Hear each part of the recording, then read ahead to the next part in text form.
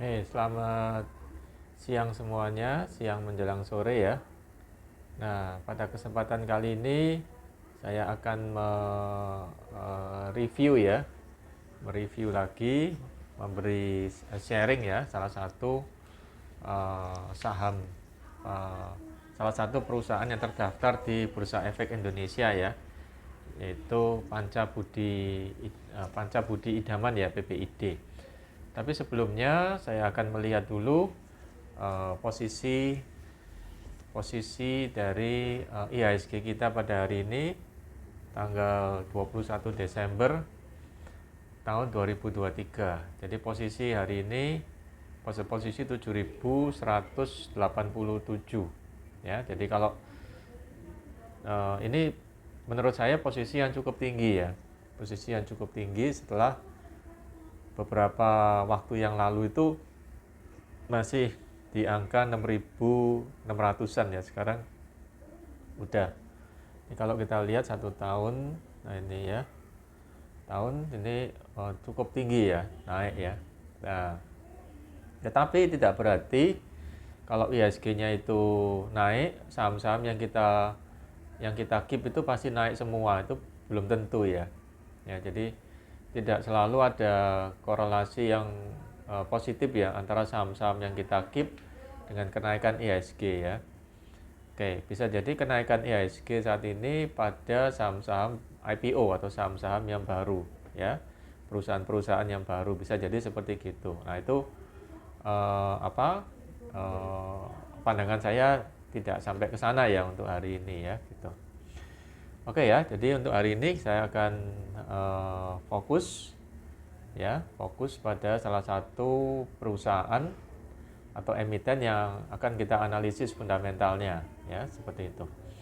Oke, dan perusahaannya adalah PBID ya. PBID kita cari di sini ya. Nah, PBID ya, Panca Budi Idaman Tbk ya. Oke, Panca Budi Idaman Tbk, kita lihat profilnya dulu. Nah, oke ya. Jadi profil dari PBID ya, atau Panca Budi Idaman. Ya, jadi Panca Budi Idaman adalah berada pada sektor basic materials. Ya, industrinya adalah containers dan packaging. Kemudian produksi barang plastik kemasan yang terintegrasi dengan kegiatan distribusi dan perdagangan. Jadi sejauh yang saya tahu, perusahaan ini adalah perusahaan plastik.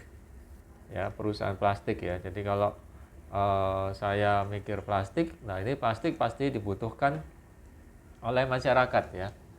Nah, ya, jadi plastik ini pasti dibutuhkan oleh masyarakat ya. Jadi bahkan tiap orang itu mesti buang plastik ya. Kita itu tiap hari pakai plastik itu banyak ya. Bahkan hidup kita banyak yang barang yang terbuat dari plastik, termasuk dari makanan itu yang paling banyak ya, dan yang lain-lain ya gitu. Jadi kalau dari sisi plastiknya untuk kita itu masih akan sangat dibutuhkan ya dalam tahun-tahun ke depan ya. Oke ya, tentang plastik ini ya gitu. Oke. Nah, kemudian apalagi di sini. Jadi perusahaan ini untuk listingnya tahun 2017. Oke, kita scroll ke bawah aja. Nah, ini ya. Jadi hal yang saya pelototin di sini adalah kepemilikan atau saham pengendalinya. Ya, jadi saham pengendalinya ini ada 76%, hampir 75% ya. 75%. Kemudian kita lihat masyarakat sekian. Nah, oke ya. Nah ini yang saya lihat di sini, masyarakat memegang hanya 13,87% atau hampir 14%. Nah, menurut saya ini jumlah yang cukup kecil ya. Dan sebagian besar ini dipegang oleh Alpen International Corporindo. Kemudian juga nama-nama yang lain ya gitu. Saya belum tahu persis ya Alpen International Corporation ini siapa ya. Oke ya, mungkin kita cari sedikit ya di sini. Saya buka, oke sebentar ya. Kita buka Google ya. Alpen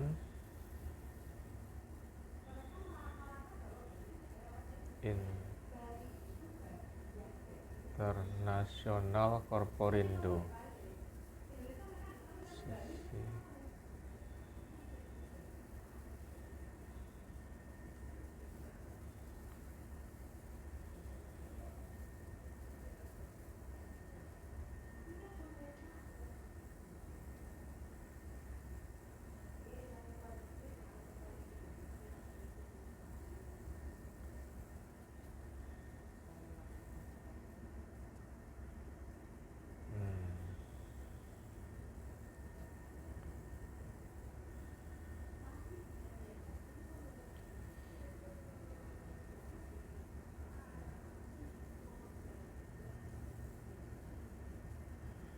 Ya, jadi di sini Alpen International Corporindo.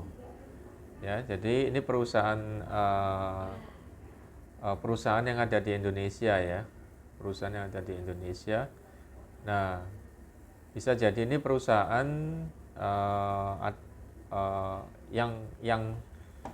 yang sama dengan PBID itu sendiri, tapi saya nggak tahu persis ya.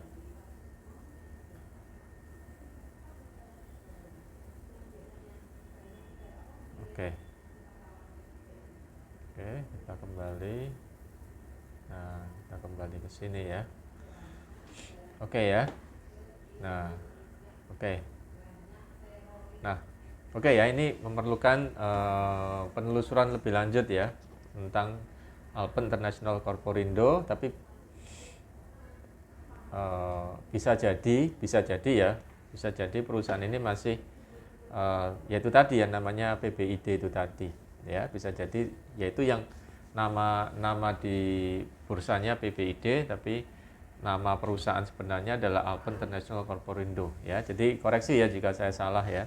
Oke ya, karena saya membutuhkan browsing lebih lanjut ya untuk perusahaan ini ya, Alpen International Corporindo. Oke.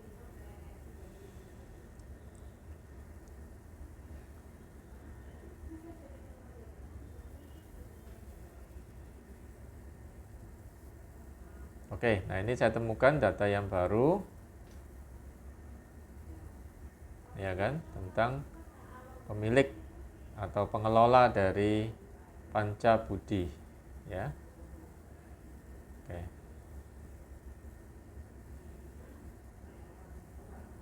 Oke ya, oke kita lihat fundamentalnya dulu ya, atau kita fokus pada fundamentalnya dulu. Nah, ini tadi ya. Nah, itu kepemilikan sahamnya. Oke, kita fokus ke sini. Nah.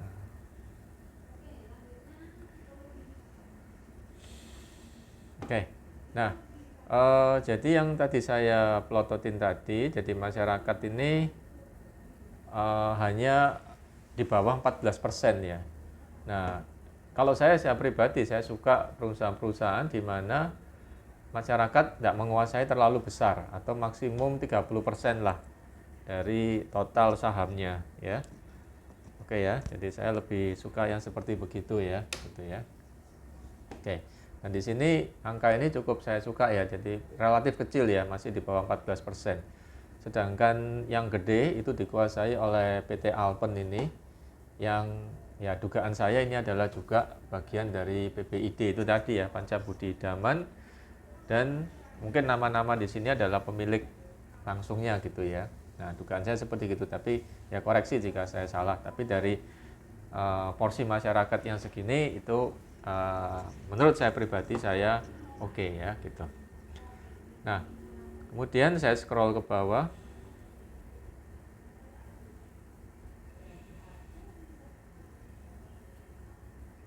Nah, oke ya, ini nggak ada masalah di sini. Nah, saya masuk pada key statistik ya.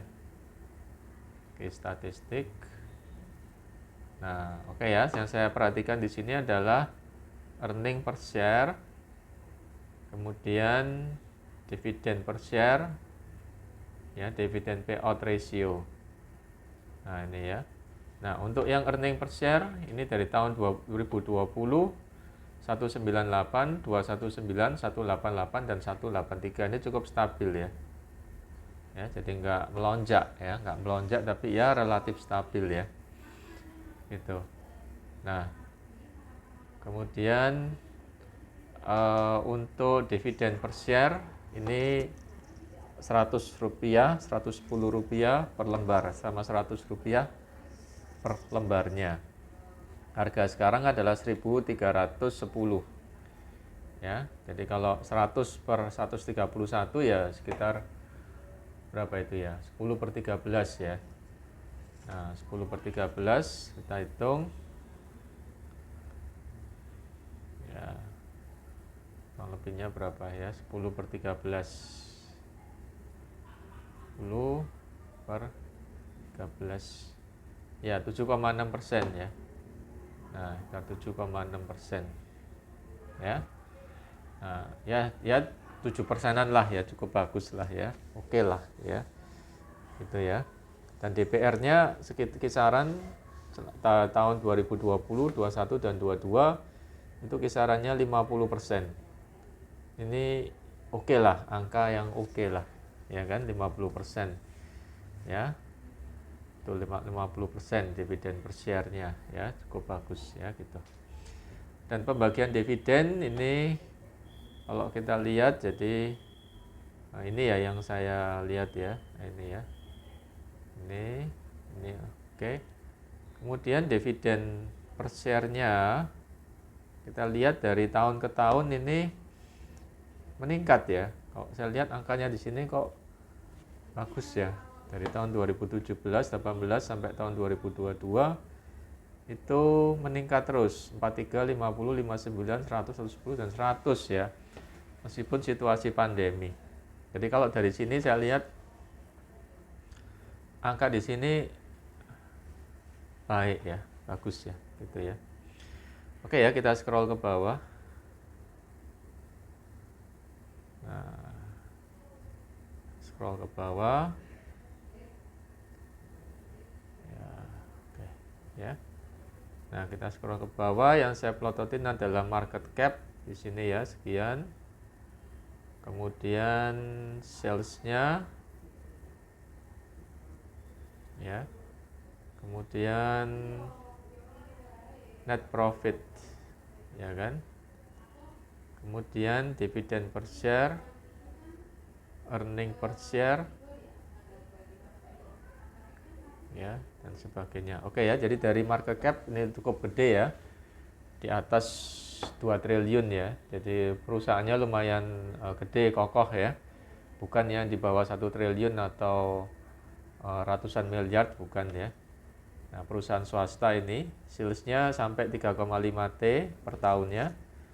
Nah, kemudian net profitnya ya mungkin masih relatif kecil ya, 256 miliar, tapi saya rasa ratusan miliar saja asal udah ada net profit saya rasa cukup bagus ya, gitu ya.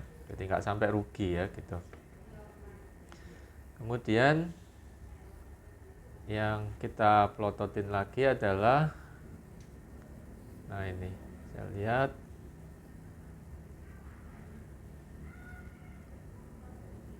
oke, bentar ya, saya pindah bawah. Saya lihat dividend yield ini per, kemudian PBV, kemudian dividen payout, DPR-nya, gross profit margin, net profit margin, kemudian ROE, kemudian DER. PBV-nya di mana nih? Oh iya, nah ini yang saya pelototin ya. Jadi di sini dividen yield-nya cukup bagus ya, 7,63% kalau dibandingkan dengan bunga bank sekarang sekitar 5%-an ya. Oke ya, Desember 2023. Kemudian PER-nya di bawah 10, oke, bagus.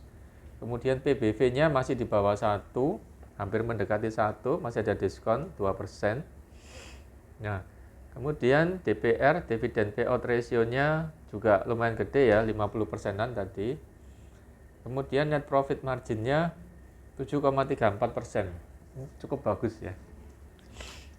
Ya, standar lah ya, oke lah. Kemudian ROI-nya juga cukup bagus, 13,64%. Dan DER-nya yang saya suka ini kecil banget ya, hanya 17,32%. Ya, jadi utangnya kecil sekali ya gitu. Oke ya, kita ke halaman berikutnya. Nah, di sini track record dividennya Panca Budi Idaman. Ya, kalau kita lihat di sini track recordnya dari tahun 2018, 19, 20, 21, 22, 23 nggak pernah bolong ya, nggak pernah bolong bagi dividen, selalu bagi dividen, dan jumlahnya ini selalu naik ya, angka rupiahnya selalu naik ya gitu ya. Oke, kita lihat ke halaman yang lain yang saya mengerti ya. Nah, secara finansial net profit margin dalam bentuk chart di sini. Nah, di sini yang turun adalah DER-nya turun, ini bagus ya. DER-nya turun. Equity-nya meningkat. Nah, ini equity yang meningkat ini salah satu indikator perusahaan yang baik ya. Nah, ini ya. Nah, ini kan. Oh, nggak kelihatan ya, ntar ya.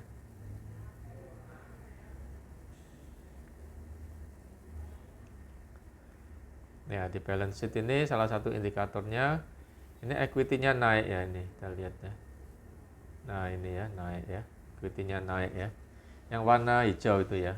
Nah, salah satu indikator untuk melihat perusahaan itu sehat atau enggak adalah equity-nya naik. Di sini equity-nya naik, tapi hutangnya turun, relatif turun. Nah, ini bagus ya. Sejauh ini bagus ya, sejauh ini sampai pada tanggal ini. Ya, gitu. Oke, yang lain saya scroll ke bawah. Ya, saya nggak terlalu bisa baca ini ya, tapi saya lihat dari yang gede-gede udah oke ya. Nah, kemudian kita lihat harganya ya. Nah, kalau kita lihat harganya di sini cenderung oke. Harga di sini cenderung turun ya. Harga di sini cenderung turun. Jadi ini sejak kapan ini ya? 2021 turun. Entah kenapa nih harga ini turun ya. Jadi saya nggak bahas teknik yang sisi yang lain ya, atau bandarmologi atau apa, saya nggak bahas itu. Jadi saya bahas dari fundamental, nggak ada masalah ya, fundamental nggak ada masalah. Malah bisa jadi kalau dari fundamental kita plototin sudah nggak ada masalah, prospek perusahaan masih bagus ya, bisa jadi harga yang turun adalah kesempatan kita untuk beli lebih banyak, meskipun ini bukan rekomendasi beli atau jual ya, tapi ini pendapat saya pribadi, menurut saya seperti itu ya gitu ya. Dan dividennya cukup besar. Nah, ini kalau kita lihat di sini average PER-nya masih rendah, PBV-nya rendah, market cap-nya tinggi, dan bisa kasih dividen yang lumayan di sini ya. Saya lihat ya, bisa ya, ini berapa itu tadi ya. Kita lihat, scroll ke bawah. Oh, nggak ada ya. Nah, saya lihat cukup menarik tadi dividennya. Nah, ini ya, dividennya cukup menarik ya. Jadi kalau tahun 2023 barusan dia bagi 100 per lembar saham, jadi 100 per 131. Berapa itu ya? 100 per 131. Ini 7,6%, hampir 7,7%. Ya, untuk tahun 2023. Ya. Nah, menurut saya kalau bisa tetap pada angka sekian dan dengan harga sekian, menurut saya untuk tahun depan ya masih worth it ya, sekitar 7%. Ya, 7, berapa itu? 7,7% ya. Menurut saya masih worth it seperti itu. Ya. Oke ya, jadi ini adalah analisis pribadi saya terhadap salah satu emiten yaitu PBID. Tapi sekali lagi ini bukanlah saran jual atau beli. Ya, semua resiko di tangan kita. Dan kalau ditanya apakah saya keep perusahaan ini, ya saya keep saham perusahaan ini. Tapi pada saat harganya tidak serendah ini ya, jadi waktu itu harganya masih lebih tinggi, dan posisi sekarang loss sekitar 4% kalau nggak salah ya, saya sempat beli. Tapi harganya masih turun, dan menurut saya secara pribadi masih menarik ya untuk saya akumulasi jika ada dana ya. Dan prospek ke depan untuk plastik sejauh ini saya lihat masih nggak ada masalah. Oke, sekali lagi bukan anjuran jual atau beli, ini adalah murni pendapat pribadi dan sharing pribadi. Jika bermanfaat, bolehlah dikasih like dan subscribe, dan sampai ketemu di analisis yang selanjutnya ya. Terima kasih.